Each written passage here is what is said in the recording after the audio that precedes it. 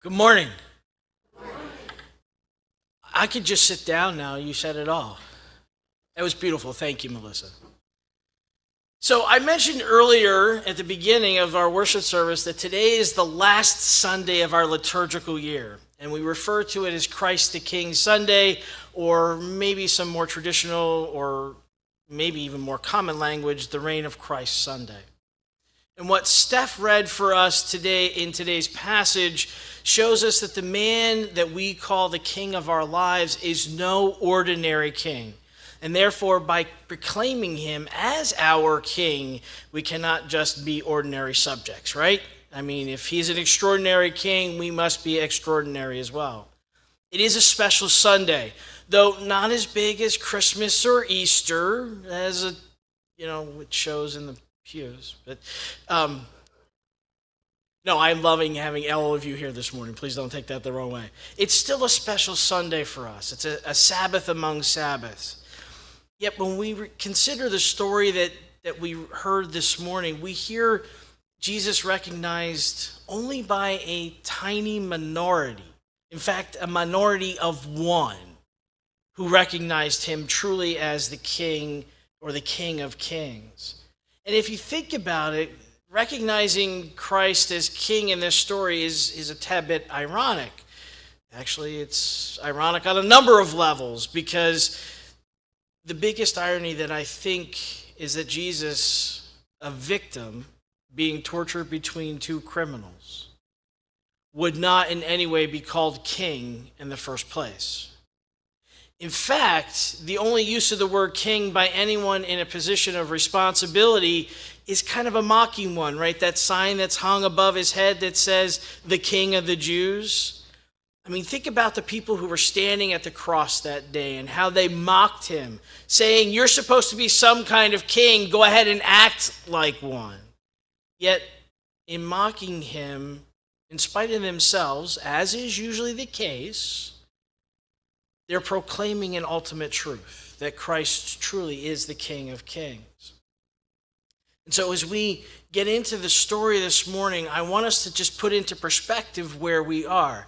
And if you see that picture up on the wall, whether it's, you're in the back or in the front, there's an area that's highlighted in purple. And that's where we believe that the place that Jesus was taken is, outside of the city of Jerusalem. You'll see there's a big square box on the right-hand side. That's the Temple Mount, okay? So that's about how far he walked. This is a place called the Skull, which is also referred to as Golgotha. If you picture it in your own mind, this is what we have going on. Here we have a man who has been mercilessly beaten. There's a man called Simon of Cyrene who is following behind him, dragging the cross for him, because Jesus is at the point where he's too physically debilitated to carry it at all. And on top of that hill, Jesus is crucified, literally nailed to a cross made of two rough pieces of wood. And then he's hung there upright for all to see, to effectively slowly suffocate as the muscles in his chest grow too weak to expand, too weak to support his weight and to fill his lungs. He is placed between two criminals who are also crucified. Not the world's greatest image, is it? Not something we want to think of very often, but yet this is our king. He has been placed between two criminals, subjected to the most gruesome, painful, humiliating form of torture and execution imaginable to humankind. It's a punishment meant to serve as an example. It's a punishment, like all punishments, meant to serve as some kind of deterrent for those around him.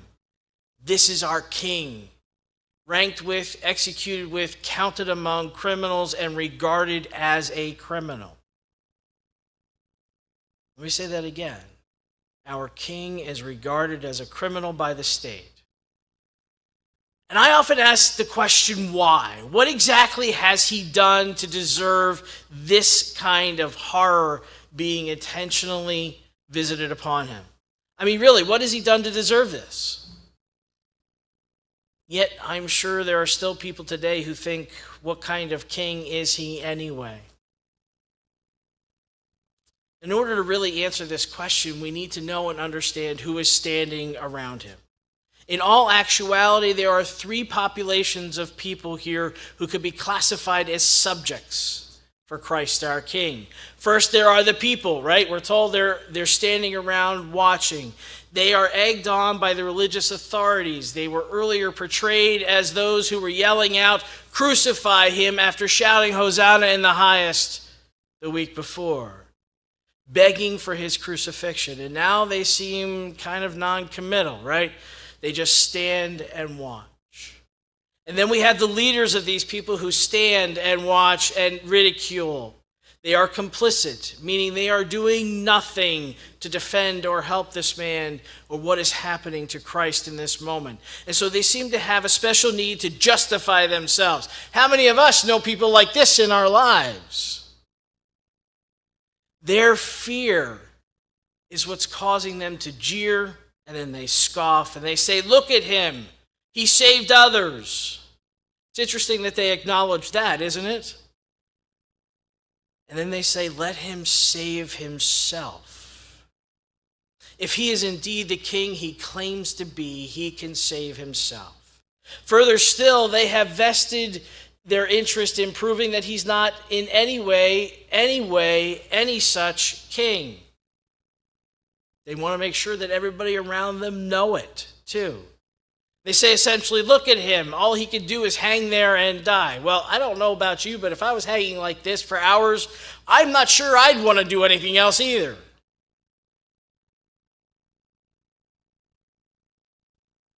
They're basically trying to bring him down. And finally, the third population of potential subjects, you have the soldiers who are there to defend what the people have said and done. And they too mock him.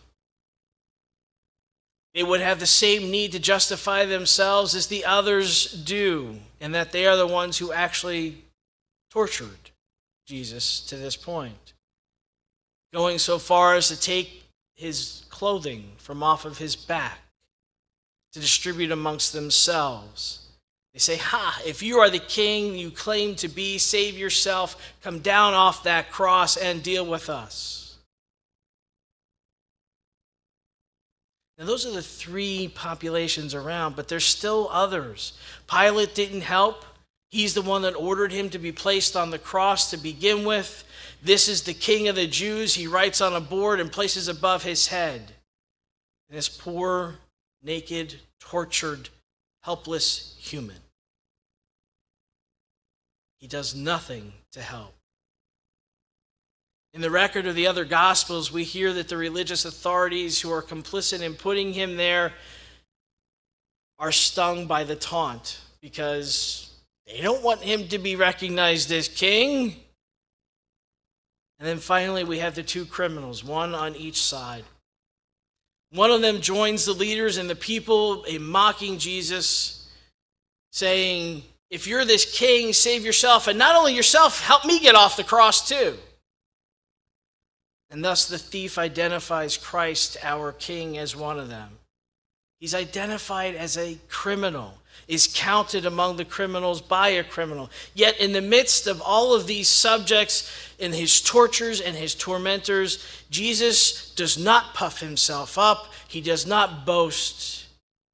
He does something truly remarkable. He says simply, "Father, forgive them." And I don't know about you guys, but I'm not sure I'd be able to do that. He says, "Father, forgive them, for they don't know what they are doing." This is the ultimate irony of this story. They do not know what they're doing. Well, there is one who knows, but the rest gathered there have no clue what they're doing. The religious authorities handed him over to occupying power to be killed. In earlier chapters, they and now the curiously non-committal people literally demand his execution. They hand him over because they don't believe him to be the king, or perhaps want no part of this kind of kingdom that he claims. A king who identifies with the horrors, the marginalized. a king who makes the spirit of the law superior to the letter of the law.